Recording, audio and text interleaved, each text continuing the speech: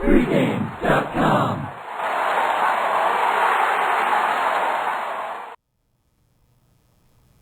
I'm Vegas Runner, here with Bryan Leonard, breaking down Philadelphia Eagles, St. Louis Rams for Sunday. Philly is a 4.5 road favorite, total 44. This is Bryan's best bet, so give it to me. Well, I'm going to take St. Louis plus the 4.5 points in this game. You know I'm from Philly, but I'm not an Eagles fan. I love St. Louis, but I'm not an Eagles fan. All right. When you take book like I did, you were rooting against them hate week us. in and week out. There you go. I had Dallas gear on, put it that way. All right, well, here's a did you know situation. Did you know teams in the NFL from the previous year that lost 10 games that season and teams in the NFL that won 10 games, if you bet against the teams that won the 10 games the previous season and you bet on the teams who lost 10 games the previous season, going back the last 10 years, you would have covered 57% of the time. When they meet? Regardless.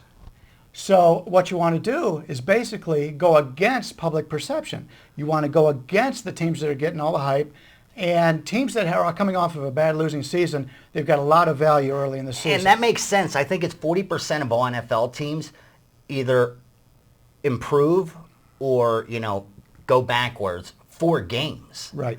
So that makes a lot of sense to me. Yeah, 'cause especially, it works especially well in the first game of the season because each of these players, not only the players but the fans, they know how bad they were last year. So you go up to somebody right now and you say, I want you to play the Carolina Panthers. And I go, I'm not playing Carolina. They were terrible last year. Well, to be honest with you, I think Carolina's going to have some value as the season goes on. I Now, agree. I think it's going to be a little bit of struggle early on with the new quarterback.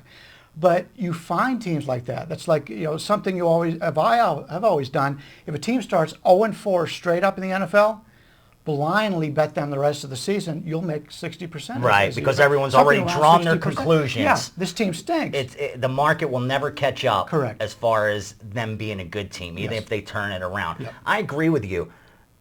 Do you think St. Louis could win this game straight up? I definitely think they do, and the reason that's why you're a sharp bettor. The question, I knew you were a sharp bettor, but I never understand when guys say, I think they can keep it close. If you're betting a dog, other than a 20-point dog, 14-point dog, but when you're betting a dog that's anywhere between 3 points and a touchdown, you need to think they could win the game. You better be going in there hoping they could win and not thinking, I hope they could backdoor. Yeah, we talked in the last segment about San Diego. In my opinion, they were overrated. In your opinion, you thought they were underrated. Right. What's your feeling on the Eagles? Are they overrated or Yeah, underrated? I think the Eagles are overrated right now. They haven't proved it yet on the field. I think they have the talent to live up to expectations eventually. Mm-hmm. But there's the question marks of Vic's never won the big game. Can he stay healthy for a whole season? Can all these new pieces gel and play together well? So I think it's going to take a couple weeks before we have answers on the Eagles. And I think jumping out of the gate against them like you're willing to do may be the best move. The only thing that worries me about St. Louis, here's what I wanted to ask you, because I like the St. Louis side as well. I like the under also. But I look for teams that regress or progress, like without fundamental reasons, if I can't find the fundamental reason behind it. Now, St. Louis, 3 seasons ago, defense allowed 29 points a game. In 2009, they allowed 27.3, a little improvement. Last season, that defense only allowed 20.5 points a game. That's 7 over a touchdown less the defense allowed. That's like double their standard deviation over the last 5 years. And that worries me. Is there those fundamental reason? The more work I did, I said, this defense may be for real. They have a so-called possible, Hall of Fame lineman now, and however you pronounce the guy's name, 3-letter name. But their offense, the same thing. They went 14, 10, and all of a sudden 18 last year. But Sam Bradford. So there is a fundamental reason. Right. Is the defense, was there a fundamental reason why they gave up less than a touchdown difference? Who's the coach of the St. Louis Rams? Used to be the defensive coordinator for the New York Giants. Yeah, Spagnuolo. Yeah. And speaking about not pronouncing names correctly. Yeah, Yeah, the spaghetti man. But anyway, who blitzes. yeah, he's a great defensive coordinator, and he goes there, and the defense is better. Makes a lot of sense. Plus, he's playing Philadelphia. Who knows? Philly better. And they also signed the former Eagle, that safety Mickle. So he's a veteran. I'm not saying he's going to go in there and have Pro Bowl numbers, but you have a guy who used to prepare, like you said, for the Eagles when he coached the New York Giants. Yep. You have a player who played on the Eagles last year on the defensive side of the ball. I think they could really come up with a game plan that creates some problems. Right. But do you think Bradford could throw against that secondary? Or are they going to become one-dimensional, run Steven Jackson? I think that'll be a problem if they do that. Yeah, I agree. I think they've got to spread it around a little bit. I don't know if they have a great success in the passing game, but they've already proven that this quarterback can throw downfield. He's a pretty good quarterback. Yeah, not bad at all. Yeah, not bad at all for a number one draft pick. But it's a situation where they know that they have that option. They can throw it downfield if they have to. They don't have to do it, but they have that in the Eagles' minds. What do you think of having Josh McDaniel coming from Denver? He likes to throw down the field. Yeah. I mean, if anything, that's going to be his approach. I think that's why they wanted him, because of the fact we know we could run the ball. We got Steven Jackson, but we need someone to come in here that's going to come up with some schemes and help us throw downfield, because now we have a quarterback who could deliver the ball. And I think they got quality receivers. We all know about Sims, but they went out and drafted 3 of their first 4 picks were wide receivers. Right. So here's a team that's definitely thinking we're going to become more pass-oriented, even though we have a stud in the backfield. Yeah, they had success last year, and everybody knew coming into the season basically what they were going to do. They were going to try to run the football and let the quarterback progress. But you kind of hit on it a little bit. Bringing in guys and coordinators and everything who have an open mind puts more doubt in the mind of the defensive people for the Eagles. So they've got the talent, but now they're thinking, okay, they will do this. They will play the trick play. They will throw the ball long, and they've got all new players, and they've got guys you talked about gelling.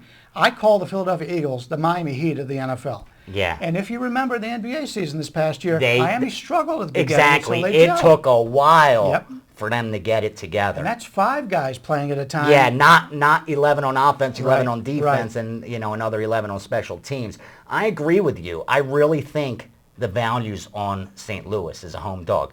I mean, what you're saying is on a neutral field, the Eagles are well over a touchdown favorite against this team, especially now they're going into a dome, so it's a different environment. They're probably a 9.5-point favorite on the road if you give the 3 to each home. Yeah, exactly. Yeah.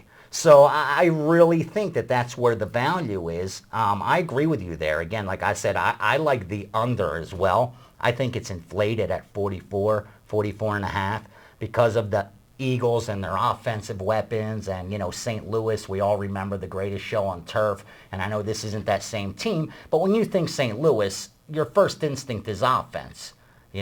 Just blindly, you're not thinking defense with St. Louis. So I think we're looking at an inflated total here. I really think it'll be one of those lower scoring games. And with that said, I think St. Louis is right there to win it till the end. Yeah, if you have a lower scoring game, it favors the dog. Exactly. And just a couple of points I wanted to make here about the Eagles. They've won 6, I believe they won 6 out of the last 7 games where they've really played, but they've all been decided by a touchdown or less. So St. Louis has always been in on it. Now, when you're talking NFL, some of these teams, they don't play each other for 10 years. Right, and I don't so know many the new faces of it. and all that, correct. But the Eagles last year, or St. Louis, I'll do the Eagles parts first. They were favored by more than 3 points only once last year, and they failed to cover at Detroit, and Sean Hill was quarterback. Yeah. That was when Stafford got out. was hurt, yeah. But, that was a team that went 10-6 last year. This year, the projected wins 10.5, basically. So if you're laying slightly a little bit more on the 10.5. So you're looking at a team slightly better win-wise than they were last year, and they ended up with 10-6 last year, I believe, tied for first. Yeah. So they're still playing basically the same schedule as they had last year.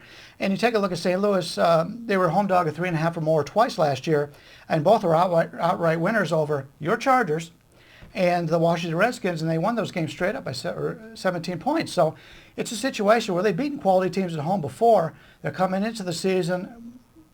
some with a high little hopes there. swagger. Yeah, there's some a high little hopes there. swagger there. It's not like last year where Right. they knew they were in rebuilding, Yep. and this is a a youth movement, Yep. and let's see how it comes together. Now all of a sudden they had some success. Yep. They had this they lost the tiebreaker, or else they were in the playoffs. Yep. They were representing the NFC West. Yeah, and taking a look at the future schedule, I mean, St. Louis plays Monday Night Football next week against the Giants, which is big for them. They're not going to look ahead, well, though. I was going to say, you're a young team coming into the season. And here come the Eagles. And the Eagles are coming to town. Yeah, so it's not the I Cleveland Browns yeah. or the Cincinnati Hey, Bengals. don't talk about my Browns. But anyway, so I don't think that's going to have an effect. But you come in, you're the Philadelphia Eagles. You've gotten all the hype in the world. Everybody's expecting you to go to the Super Bowl. Now you're playing St. Louis. St. Louis has not been good for the last few years. But next week they go at Atlanta, who is going to be one of their major competitors in the conference. And here's Vic going back to Atlanta. And then the following week they host the Giants. Yeah, big rival. conference. So I'm not saying they're going to Overlook St. Louis, St. Louis, but they're not as afraid of St. Louis as they're looking at That's those correct. games. That's I mean, correct. this to them is a winnable game. They're coming in here expecting to win. Exactly. I got to agree with you. This is Brian's best bet of the week, as you know. I like it as well. I like St. Louis. I think that's where the value is as a home dog. I like the under as well. So I definitely have to agree with you. And I will say this. If anything, rest assured, every bookmaker on the East Coast, on the West Coast, offshore, and here in Vegas will be hoping that Brian's best bet cashes, because there's going to be a ton of Eagles money, and I think this line only goes up. But it looks to me like you might see some sharps jumping in on that home dog on St. Louis. If it was or else this would have already gotten to 6. Yeah, I was going to say, if it ever gets to 6, it's going to be taken back in 5 minutes. It would have already, exactly, Right. with all the Right. public money that's going to come in on the Eagles. So, I think you're on the book side, you're on the sharp side, and now you're on Bryan Leonard's side. That's a 3-0 for me. I'm all over it. So I agree with him. That was St. Louis, Philadelphia. Sorry, Eagle fans. You might get the win, but I don't think you get the cover.